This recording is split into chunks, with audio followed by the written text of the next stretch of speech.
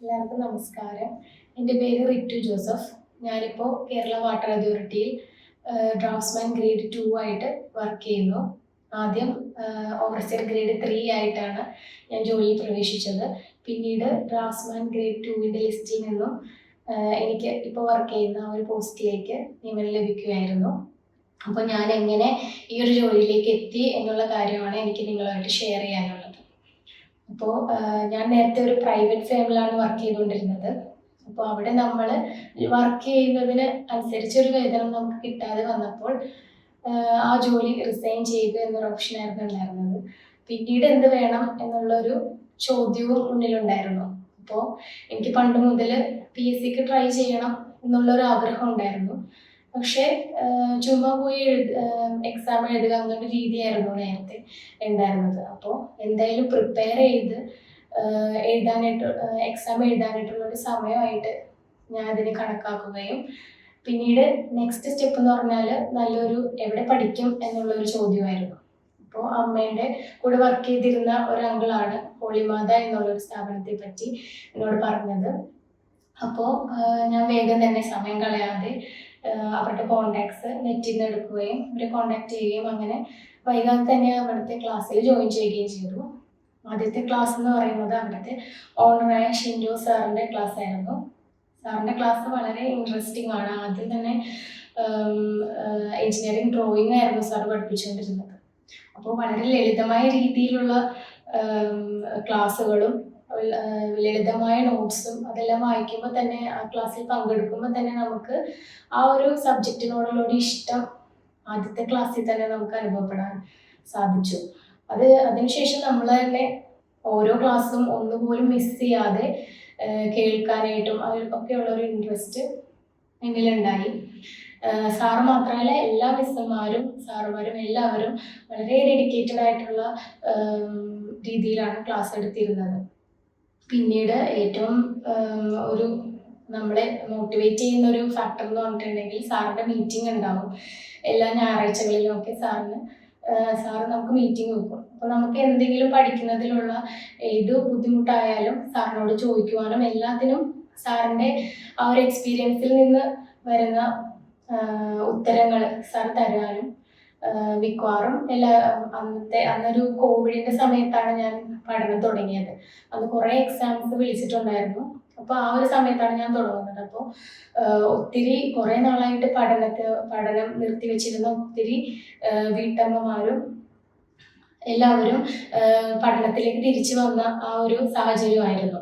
അപ്പോൾ അവർക്ക് എല്ലാവർക്കും ഉള്ള ഒരു പേടി എന്ന് പറഞ്ഞാൽ അവർക്ക് സമയമില്ല. രാവിലെ മുതൽ വൈകുന്നേരം വരെ വീട്ടിലെ ജോലികളും പിന്നീട് കുട്ടികളുടെ പഠിത്തമൊക്കെ ആയിട്ട് ഞങ്ങൾ എങ്ങനെ ഇതിന് സമയം കണ്ടെത്തും എന്നുള്ള ചോദ്യമായിരുന്നു സാറിനോട് മിക്കവാറും എല്ലാവരും ചോദിക്കുന്നത്. അപ്പോൾ സാറ് പറയുന്നത് റെക്കോർഡഡ് ക്ലാസ്സസ് അവൈലബിൾ ആയിരുന്നു അന്ന്.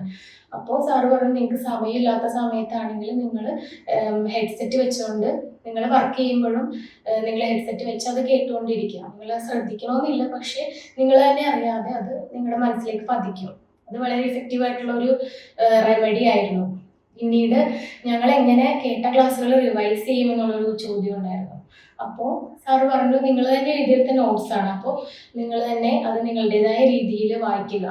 അപ്പോൾ കുറേ നോട്ട്സ് ഉണ്ടെങ്കിലും നമ്മൾ വായിച്ചു വരുമ്പോൾ ചിലപ്പോൾ ഒരു 10 മിനിറ്റ് കൊണ്ട് അത് തീരും. അത് നമുക്ക് ഒരു ദിവസം എത്ര പ്രാവശ്യം റിവൈസ് ചെയ്യാൻ പറ്റും? നമ്മൾ ചുമ്മാ കേട്ടുകൊണ്ടിരുന്നാൽ മതി, നമുക്ക് നമ്മൾ പോലും അറിയാതെ അത് മനസ്സിലേക്ക് പതിക്കും. അതും പിന്നെ സാർ എപ്പോഴും പറയും നിങ്ങളെപ്പോഴും പഴയ ക്വസ്റ്റ്യൻ പേപ്പേഴ്സ് എപ്പോഴും ആൻസർ ചെയ്തുകൊണ്ടിരിക്കണം എന്ന് പറയാറുണ്ട്. എന്നിട്ട് നിങ്ങളൊരു ബുക്ക് എടുക്കുക. എന്നിട്ട് നമുക്ക് എല്ലാം ഒന്നും പഠിപ്പിച്ച് തീർന്നിട്ടുണ്ടാവില്ല. അപ്പോൾ നമുക്ക് പഠിപ്പിച്ച ആ ഭാഗത്ത് നിന്ന് വരുന്ന ക്വസ്റ്റ്യൻസ് എല്ലാം നമ്മൾ ആൻസർ ചെയ്യുക. നമുക്ക് അറിയാൻ പാടില്ലാത്തത് ഒരു സെൻറ്റൻസ് ആയിട്ട് നമ്മൾ ആ ഒരു ബുക്കിൽ എഴുതി വെക്കുക.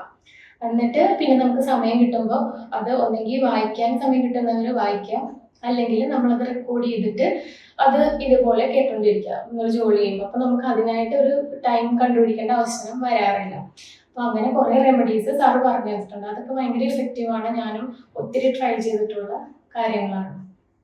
പിന്നീട് സാർ എക്സാമിനോട് അടുക്കുമ്പോൾ തന്നെ ഒത്തിരി ക്വസ്റ്റ്യൻ പേപ്പേഴ്സൊക്കെ അവിടുത്തെ മിസ്സുമാരും എല്ലാവരും ആൻസർ ചെയ്തിട്ട് നമുക്ക് വാട്സപ്പ് ഗ്രൂപ്പ് വഴി ഇട്ട് തരാറുണ്ട്. അപ്പോൾ നമ്മൾ അതും ഒരു ദിവസം ചിലപ്പം എക്സാമിനോട് അടുക്കുമ്പോൾ ഒരു 10 ക്വസ്റ്റ്യൻ പേപ്പർ വരെയൊക്കെ നമ്മൾ ഒറ്റയടിക്ക് ആൻസർ ചെയ്തിട്ട് നമുക്കറിയാൻ പാടില്ലാത്തത് ഇതുപോലെ നമ്മൾ എഴുതി വെച്ച് പിന്നീട് വായിച്ചു നോക്കുക അങ്ങനെയൊക്കെ ചെയ്തിട്ടുണ്ട്. അതൊക്കെ എനിക്ക് ഒത്തിരി ഇഫക്റ്റീവ് ആയിരുന്നു. പിന്നീട് ചിലപ്പോൾ വായിച്ചു നോക്കാൻ പറ്റാറില്ല. അപ്പോൾ നമ്മൾ എഴുതുമ്പോൾ തന്നെ അത് ഒത്തിരി നമുക്ക് രജിസ്റ്റർ ആവും. പിന്നെ മൾട്ടിപ്പിൾ ചോയ്സ് ക്വസ്റ്റ്യൻ ആയതുകൊണ്ട് തന്നെ നമുക്ക് ആ ഓപ്ഷൻസ് വായിക്കുമ്പോൾ തന്നെ നമുക്ക് ഇന്നതാണ് ഇതിൻ്റെ ആൻസർ എന്ന് പറയാൻ പറ്റും, നമുക്ക് മനസ്സിലാവും. അതൊക്കെ ഒത്തിരി ഇഫക്റ്റീവ് ആയിരുന്നു.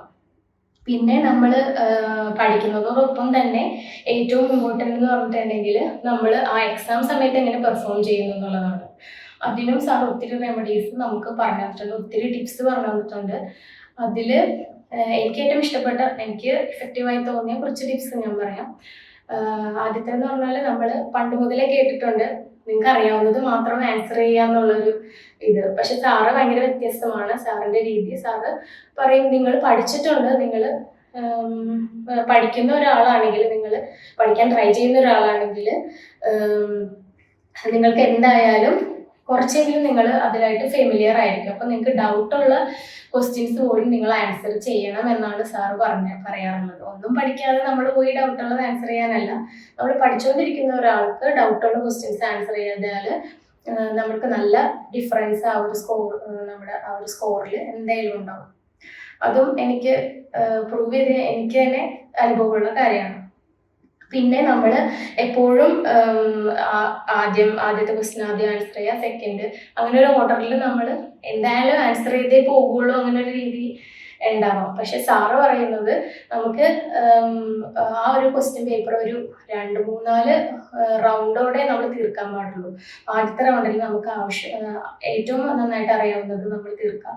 പിന്നീട് അതിനേക്കാളും കുറച്ചും കൂടി അറിയാവുന്നത് ഏറ്റവും ലാസ്റ്റ് നമ്മൾ പ്രോബ്ലംസിലോട്ട് പോകാൻ പാടുള്ളൂ. അങ്ങനെ ഒരു രീതിയായിരുന്നു സാറിൻ്റെത്. അതും വളരെ എഫക്റ്റീവാണ്. അപ്പോൾ ഈ ഒരു ടിപ്സും ഇതൊക്കെ നമുക്ക് സാറിൻ്റെ ഒരു എക്സ്പീരിയൻസിൽ നിന്ന് വരുന്നതാണ്. അപ്പോൾ അതെല്ലാം ഭയങ്കര ഇഫക്റ്റീവായിരുന്നു. പിന്നെ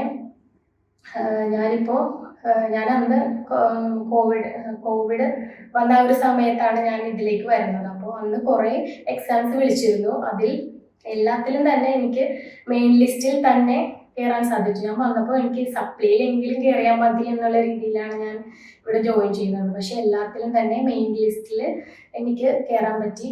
അത് വളരെ സാറിൻ്റെ ഒത്തിരി സപ്പോർട്ടുണ്ട്. ഒപ്പം നമ്മളുടെ എഫേർട്ടും കൂടി വേണം. സാറ് പറയുന്ന ഒരു കാര്യം എന്ന് പറഞ്ഞാൽ എനിക്ക് നിങ്ങളുടെ സമയം തന്നാൽ മതി, നിങ്ങൾ ആത്മാർത്ഥമായിട്ട് അതിനുവേണ്ടി പരിശ്രമിച്ചാൽ മാത്രം മതി എന്നുള്ളതാണ് സാറിൻ്റെ ഒരു ടിപ്പായിട്ട് പറയാറുള്ളത്. അത് ഫോളോ ചെയ്താൽ തന്നെ നമുക്ക് ഒത്തിരി കാര്യങ്ങൾ അച്ചീവ് ചെയ്യാൻ പറ്റും.